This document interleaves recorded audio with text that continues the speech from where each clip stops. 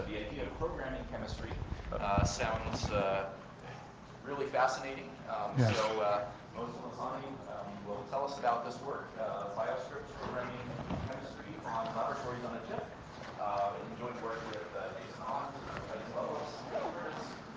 and Philip Frisk. Thanks so much for the introduction.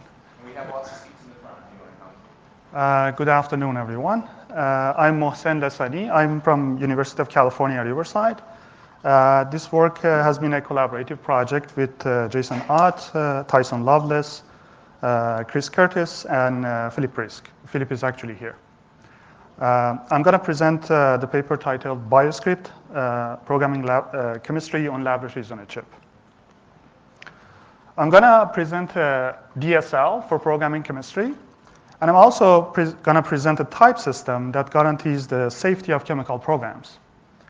And I'm going to also present a compiler, and in particular, an optimization for the routing of fluids in our compiler. Microfluidics. Microfluidics is the science of fluids in the micro and nano scale.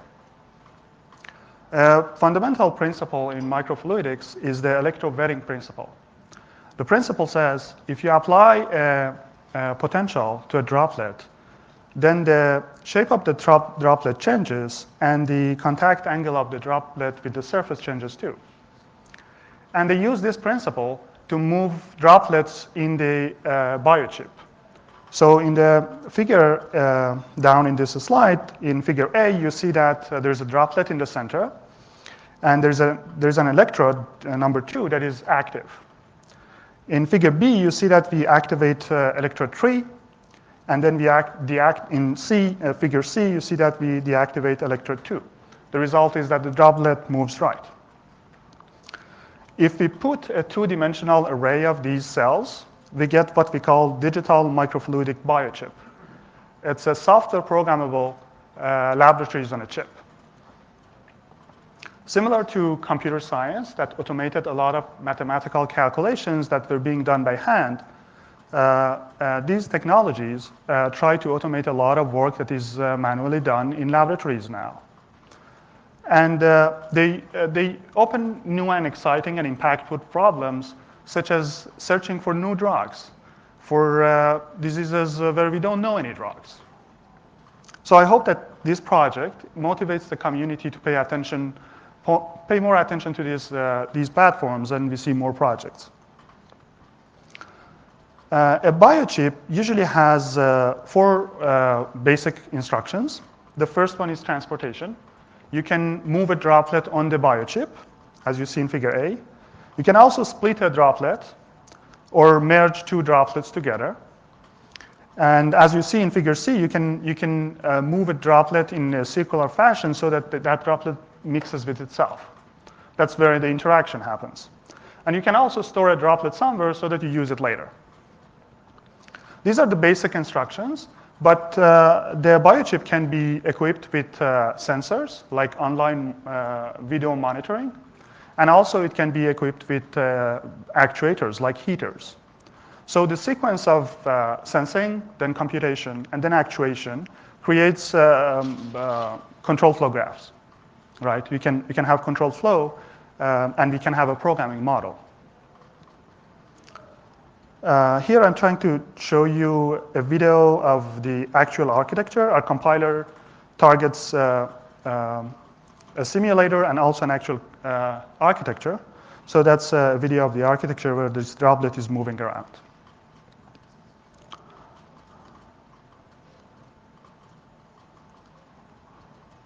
Okay. So for these platforms, we introduced BioScript, which is a DSL for bio and chemical researchers. So the syntax is intended to be accessible and simple, as you can see here. And it almost reads like a cookbook recipe. As an example, I'm showing how you can synthesize acetaminophen. Acetaminophen is a pain reliever that is discovered more than 100 years ago and still used. So to synthesize acetaminophen, you do a mixing with this mix instruction that we have. These two chemicals, you mix them together. And then in the second instruction, you heat them for some time. And the result is acetaminophen. As you see, the language is high level. For example, you don't need to say how the fluids should be moved. The allocation and routing and all those is done by the compiler and the runtime system. So acetaminophen is a very important chemical. So it has been extensively researched. And in a database, we found 275 ways of synthesizing acetaminophen. And this is another one. This one takes 4 steps to synthesize acetaminophen. But there's a very important difference between these two. The first one is safe. The second one is not safe. It creates a chemical that is hazardous to human health. And we know safety is a priority, is the first priority. We looked at the incidents involving mixing chemicals in the labs, and we found that some of them are severe enough to even cause loss of life. And many of these incidents are not even reported. All of these suggests the need for a static analysis that can automatically guarantee that the chemical program is safe. To this end, we have designed and implemented a type system that guarantees that type-checked programs are safe, which in this domain means there's no unsafe interaction in the assay or chemical program. Chemical programs are called assays. And it also guarantees that each chemical is used at most once, because in chemistry, if you use a chemical, it's already gone. So you cannot use it twice. The type system is based on the concept of reactivity groups. The Environmental Protection Agency categorizes about 10,000 chemicals into 68 reactivity groups. And we know that if we mix chemicals from certain reactivity groups with each other, the result is chemicals in other certain reactivity groups. As a simple example that we remember from chemistry in high school, if you mix bases and acids, there's a strong interaction between them that results in water and salt. And you can do that at home. Maybe you have done. Vinegar and baking soda does that, right? So we want to rule out these unsafe interactions. So we have modeled reactivity groups as types. And because each chemical may belong to multiple reactivity groups, we use union types. And then we define abstract interaction, which is a function from pairs of types or reactivity groups to a union of types. And importantly, it is only defined when the interaction is safe. So you can think of it as a big table where each cell has a union of types. So the rows and columns are the reactivity groups, and the cell is whether the interaction is safe. If it's safe, you get the resulting union type, and if it's unsafe, that cell is crossed. So we actually calculated and prepared this abstract function, abstract table, and then we use it in our type system.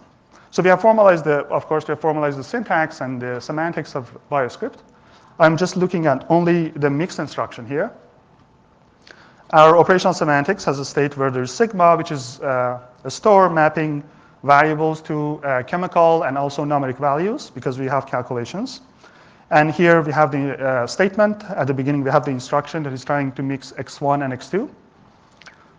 So the conditions for this step is that the two variables that we want to mix is actually chemicals, because only chemicals can be mixed. And more importantly, this step is only taken if this interaction is safe. If the interaction is unsafe, then the step is stuck, right? Unsafe programs are stuck. If that's the case, if the interaction is safe, then we update the store accordingly. We add x and we remove x1 and x2. Now let us look at the type system. Again, I'm just showing the rule for the mix instruction.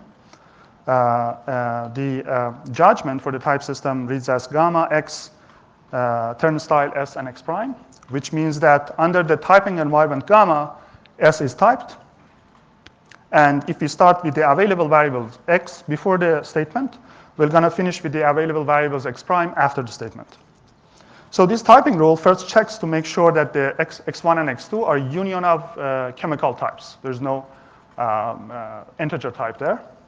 And more importantly, for every pair in the product of these union types, the interaction function, the abstract interaction function should be defined. If it's not defined, then the program is not type checked. This means that we are conservatively making sure that every possible interaction is safe. If that's the case, then we type check the program, and we also update X to include X, capital X to include available variables X to include variable X, and we remove X1 and X2. Well, writing types for non-programmers, like bio and chemical researchers, is complicated. Especially union types is hard to write. So we have a type inference system. We are looking at the type inference system for the mix instruction. It looks a bit complicated, but all it does is that the conditions that we checked in the previous slide are restated as constraints. One important thing that we have been very careful in the language design and type system design was that we wanted to make sure that type inference is decidable. The constraints that we generate is decidable. And we achieved that. We could reduce all the constraints into quantifier-free first-order theory of equality that can be efficiently solved with our SMT solvers. The type system has favorable properties. It is sound, as I said. If it says that type-checked programs are safe, there's no unsafe interaction, and chemicals are used only once. The type inference is both sound and complete, which means that if typing is found by the type inference, that typing can be used to type check the program. And the completeness says if there is any typing for the program, then type inference will find that. OK, let us look at the code generation now. The code generation has three phases. Phase one is scheduling, deciding when each operation has to be done.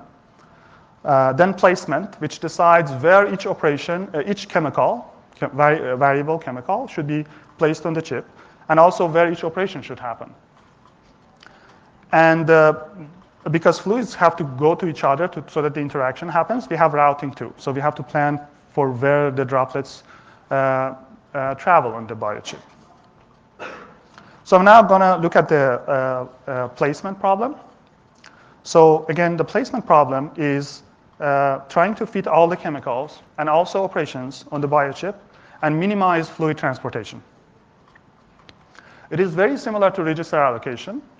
In addition to the fact that we have to minimize the fluid transportation, the differences are that not only we have to worry about variables, but also we have to worry about operations because they also happen on the biochip.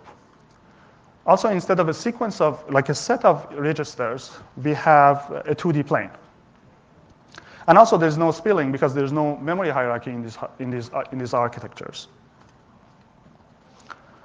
Previous works has looked at optimizing placement for each basic block. We look at which we call local placement. We look at the placement in the whole control flow graph. So we want to optimize considering all the blocks.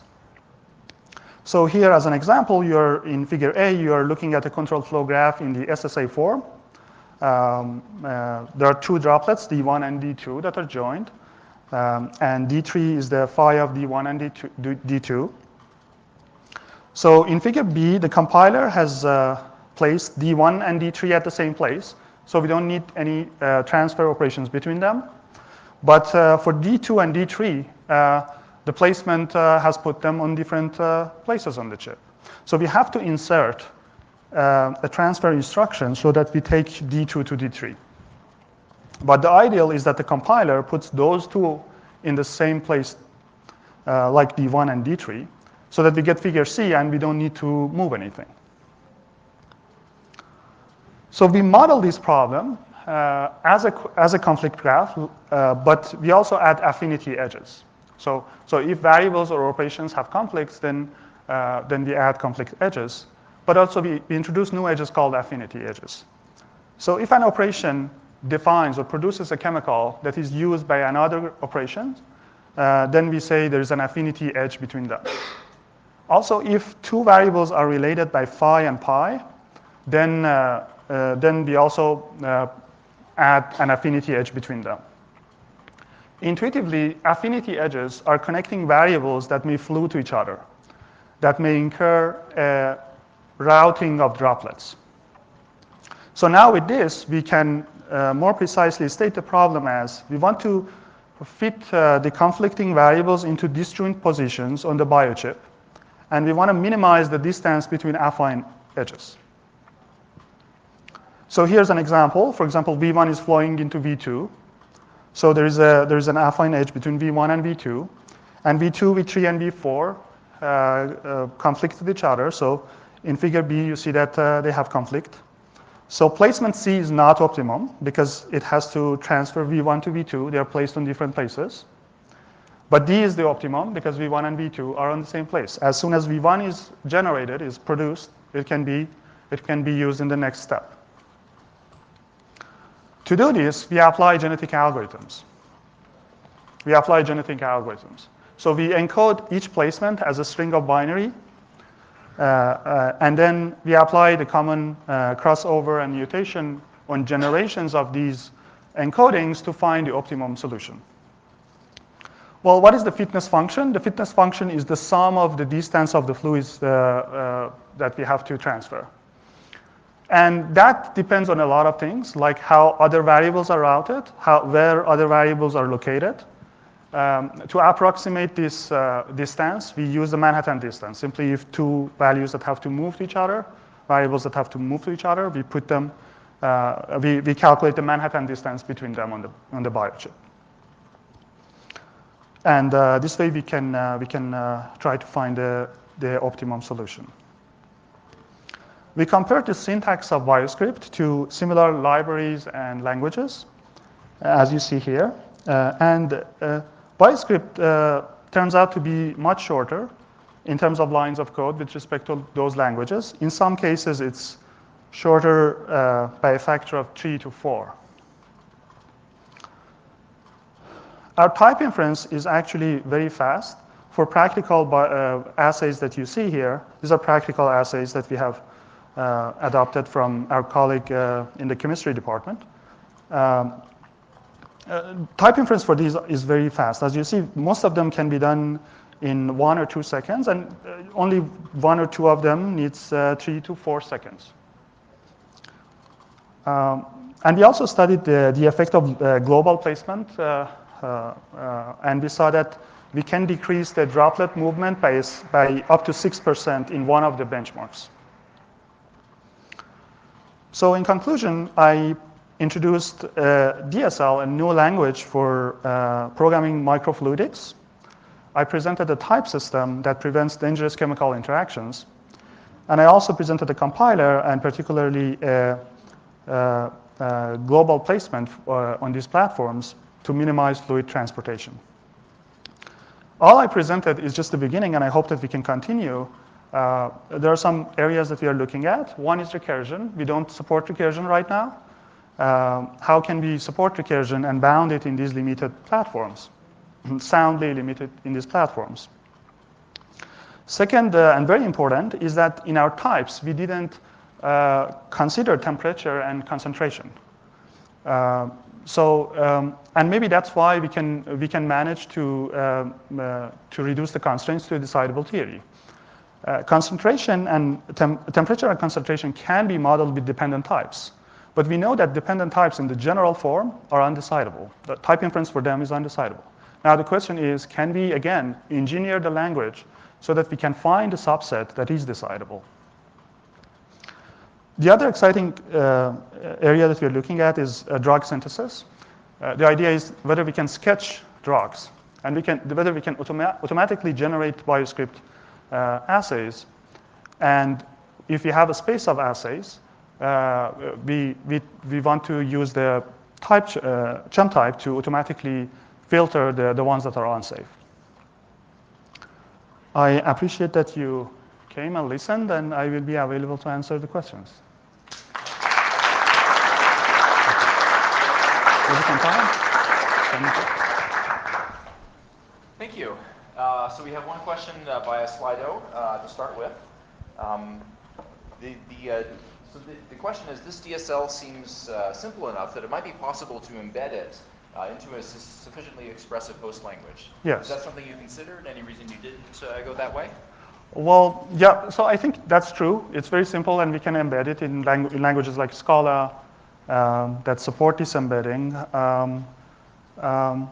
What was the exact reason? I think we started with the meta-programming language, and that gave us the ability to design a language, parse it quickly, And we didn't see the need to embed it.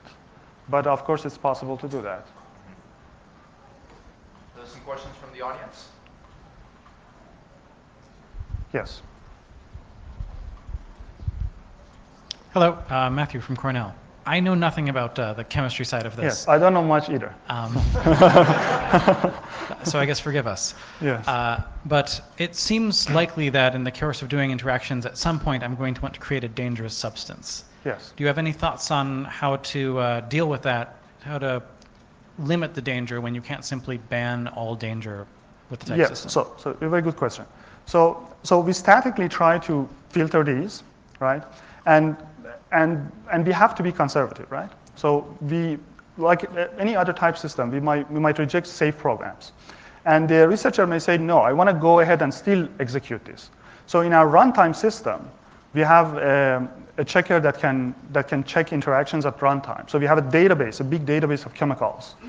And if the researcher wants more safety, he can still have that when we are executing. Because so if I show you here, so there's a loop, right? So here, I don't know if you can see or not, there's a controller, there's a loop that sends instructions, and then you don't see that. Your pointer. Yeah. So yes. So there's a loop. So. Cool.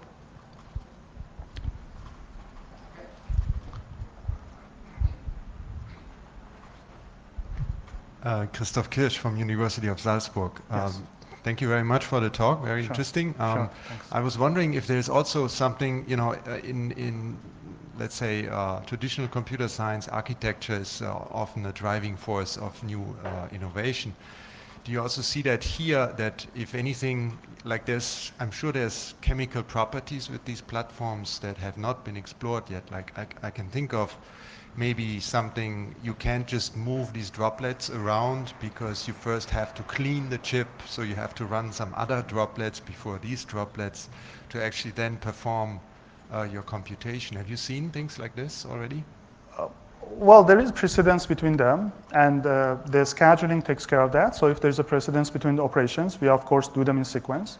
But related to your question, there are other optimization problems that we can look at in these platforms. For example, green chemistry is one of them. So you can create a chemical maybe by wasting a lot of chemicals, by wasting a lot of water. And there are different ways that can optimize that, use much less chemicals. So we prefer to take those. And again, we were thinking whether something like dependent types can let us quantify these amounts that we use. Great. So one more question from Slido, and maybe we can Sure. change over Yes. while we talk about this. Yes, sure. So actually, there were some interesting questions about loops and concentrations, Yes. which you actually talked about a little Yes. bit in your future work. But one more that came in was about how you can customize. Is there any way to develop customized abstractions or modify the language? Well, yes. So I didn't present that. So actually, the language has different levels of instruction. So I presented only one or two levels. If they look at the paper, they see multiple levels because different platforms support different levels of instruction set. So and BioScript supports all those. So there is possibility to have different levels of instructions. Okay, great. Thank you. Thanks so much. So this, I should also mention, this was a Distinguished Paper Award. So let's thank our speaker once more. Thank you. Thanks so much.